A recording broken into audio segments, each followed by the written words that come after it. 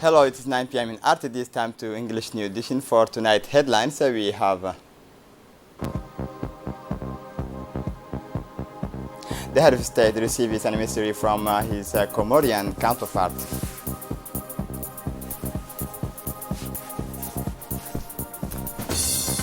Djibouti participates in the 8th TCAT conference in Tunis.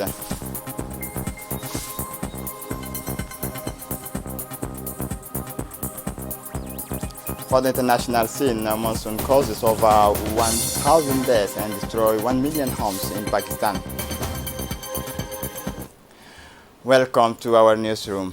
The President of the Republic receives an emissary from his Comorian counterpart. The President of the Republic, His Excellency Ismail Omar Guelleh, received this Sunday late morning at the Palace of the Republic an emissary of his Comorian counterpart, Mr. Azali Assoumani, carrying a message from his president. The emissary received is no one other than the Minister of Agriculture, Fishery, Environment, Tourism and Handicraft of this country, His Excellency Mr. Ahmed Saidi.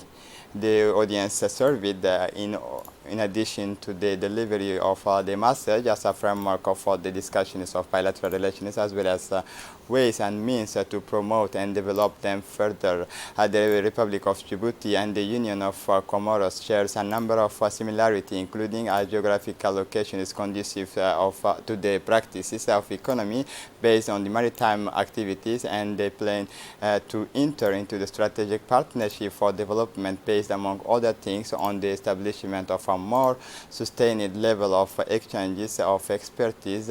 After his talks with the head of state, the Comorian minister spoke to the Djiboutian press the definitions of a framework of actions to the joint commissions previously agreed between the two countries will spearhead the process to increase the complementarity of our economies. He said that the presidential audience granted to Mr. Ahmed Saidi took place in the presence of the Djiboutian Minister of Foreign Affairs and International Cooperation, His Excellency Mahmoud Ali Yusuf. For his part, Mr. Ahmed Saidi, the Minister of Agriculture of Comoros, said that the President of Union of Comoros said that he was indeed the bearer of messages from the President Azali Assoumani to his Djiboutian counterpart, His Excellency Ismail Omar Guelleh. I gave him the messages, and it was at the same time an opportunity to talk about a fraternal and friendly relationship and to evoke the subject related to cooperation. We also took the opportunity to talk about the future of the African Union, the problems that arises, and to anticipate solutions for the crisis that shakes the continent. It is the first time I visit Djibouti, and I am very impressed by the development of the country. We see very well a country that uses its resources to develop and that masters very well its relations with the outside world. On his part, the head of the Djiboutian diplomacy, Mahmoud Ali Yusuf, said that the Minister of the Comorian ministers indicate that he was carrying a message addressed by the President Azali to the President of the Republic and to take a stock of regional issues of peace, security and stability, the African Union in particular, and then bilateral issues were on the agenda of the discussions. I think we are optimistic about relations with the Comoros since we share a common history. We have many similarities. We have comparative advantages that we can also exchange, exploit and reflect on ways and means to see how Djibouti and Comoros can develop a cooperation that is useful for both countries. We must add that we have established with the Comoros of the joint commissions those that we need to establish a modus operandi, and we will work incessantly. The Prime Minister participated in the TCAT International Conference, the 8th edition of the Tokyo International Conference on African Development. TCAT opened yesterday. It is the Japan-Africa 2022 summit, born in 1994 and which will soon reach its 30th anniversary. 30 years or Japan, the world's third economic power, has institutionalized its relations with the African continent, 30 years in which Japan has maintained its guidelines and approach in terms of cooperation with African states, 30 years of commitment support to friendly countries, especially in terms of development, 30 years of evolution since the beginning of TCAT, of adjustment and improvement in the diversifications of the components of actions defined with the countries concerned. More than a donors country, Japan is seen as a partner for the whole of Africa. It is in this spirit that the Prime Minister Abdul Qadir Kamil Mohammed was keen to make his return to his fellow Prime Ministers and Presidents of the whole Africa to represent Djibouti, which we all know is a country friend of Japan. In this world constantly moving and changing, the Republic of Djibouti, through the presence of its Prime Minister, wants to strengthen this relation. Is a strong delegation accompanying the Prime Minister Abdul Qadir Kamil Mohammed to this TCAT conference in Tunis, including the Director of the Members Prime Minister's offices, Yusuf Aoulet Farah, the Djibouti Ambassador to Addis Ababa, Abdi Mahmoud Heibe, the Djibouti Ambassador to Paris, Aid Mus'ad Yahya, the Djibouti Ambassador to Japan, Ibrahim Bide, the Djibouti diplomat to the African Union, Mr. Harun Ali Assou. On the sidelines of the first days of the opening of the TCAT, the Prime Minister, His Excellency Abdul Qadir Kamil Mohammed, met with his counterpart from Somalia, Mr. Hamza Abdi Barre. The discussion is focused on ways and means to further deepen the existing relations between the Republic of Djibouti and the sister nation of Somalia. The meeting between the two Prime Ministers was attended by the Director of the Prime Minister's offices, Yusuf Aoulet Farah, the Japanese Ambassador to Djibouti, Ibrahim Bide, the Djibouti Ambassador to Addis Ababa and to the African Union, Mr. Abdi Heibe Mahmoud, and the Djibouti Ambassador to Paris, Mr. Aid Mus'ad Yahya. The sub-prefecture of the Terce district of the municipality of Bulaos organized this morning's an information and awareness meeting concerning the fight against drugs. This outreach session was chaired by the sub-prefect of the Terce district, Fatuma Ibrahim, and was attended by the vice president of the commune of Bulaos, the deputy of the commune of Bulaos, the captains of the brigade of morals and narcotics of national police, the religious, as well as many women, youth of the commune of Bulaos. The objective of this meeting is to eradicate and fight against all kinds of drugs to which have become addicted the youth of different popular neighborhoods of the commune of Bulaos. Under the auspices of the State Secretariat for Sports, the prefectures of Artha organized yesterday the final of the third editions of the Summer Football Tournament of Artha, dedicated to the memory of the Abdullahi Darar Dirir. The final opposed the two best teams of the regions, including the team of Rarwan to that of Artha, a tight and spectacular match that ended with the precious and historic victories of the team of Artha 3-2. The match took place under the thunderous cheers of the supporters, but especially under the ease of the officials and guests of mark. In addition to the Secretary of State in charge of Sports, Hassan Mohammed Kamil, one could note the presence of the Deputy Prefect of the region of Artha, the advisors of the State Secretariat for Sports, Mr. Muhammad Farah, the Director of Sports, Mr. Abshir Ali Hassan, the Director of Region is Yusuf Abdallah, the Head of the Federal Sports Services, Farhia and Osman Gil, Executive of the Directions of Sports. After the finals whistle, the 22 players were invited to the podium to receive their respective trophy from the officials to the podium to receive their respective trophy.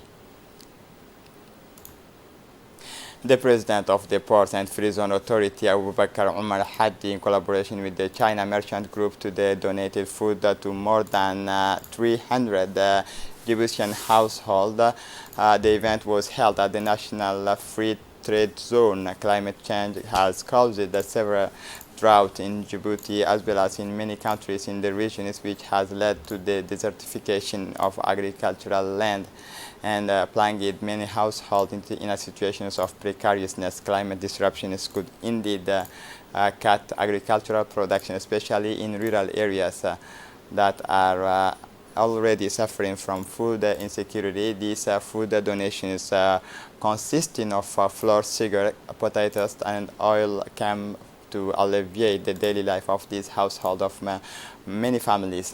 To close the delegation, China Merchant Group, a construction company, has signed a partnership agreement with the delegate of the civil society who were present at this event of food delivery, the representative of China Merchant Group, Director of Employment. The distribution of food was carried out one of the rigorous elections of needy people. This was the subject of a meeting between the two Tajora situations after the Karma season rain after a severe drought of several months in our countries with dramatic consequences in rural areas, but thanks to the seasonal rains, the situation is clearly improving with a milder climate, safe access to abundant waters and grass that is starting to grow again. An RCD team on a mission to Tajora found that the rains is falling through Tajora, especially in the sub-prefecture of Dora, including Balho and Dabba, the Musa'ali sector. Between Dora and Balho, the plain of Dora, long of more than 45 kilometers, is gorged of waters, as you discover it on these images turned by our team with a drone. For several months, the trees were on the point of drying. The pastures had disappeared. Of the nomad families had moved elsewhere for some to find water. Today, life is reborn. The trees are green. The folders grow again thanks to the rains of Karma in this plain with a watershed of 1,600 kilometers, two which constitute the largest reserve of pastures. Entire families who have fled the honors of the drought are back.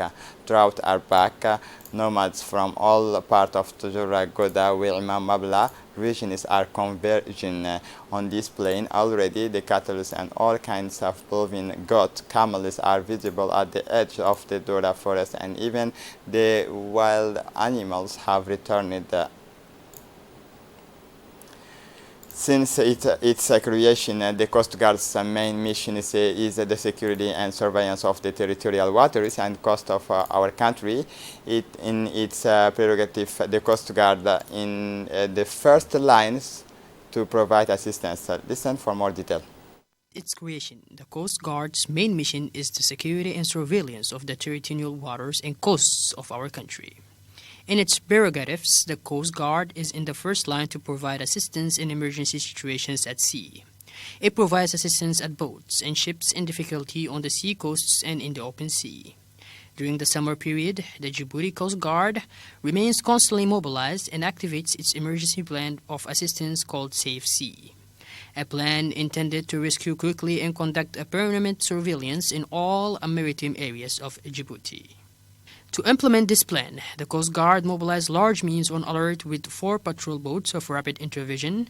The large patrol boat P-06 divers are all on alert, deployed at sea to face the risks and provide assistance. Indeed, the Coast Guard, in its mission of rescue at sea, has rescued during these 3 weeks boats in distress in the outreach area of the port of Djibouti in the direction of Musha and Mascali Islands and had responded to calls of distress. In addition to the large technical means, the Coast Guard swimmers are always mobilized during the activation of the emergency assistance plan Safe Sea, and the free number 15,000 is operational for distress calls.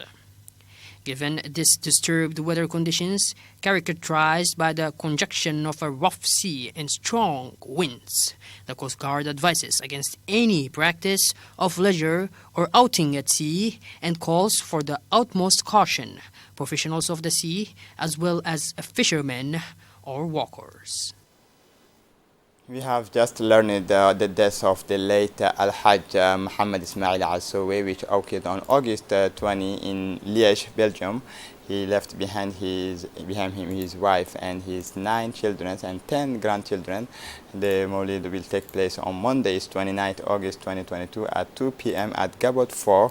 May Allah show him mercy and welcome him in his vast paradise. Inna lillahi wa inna ilayhi raji'un.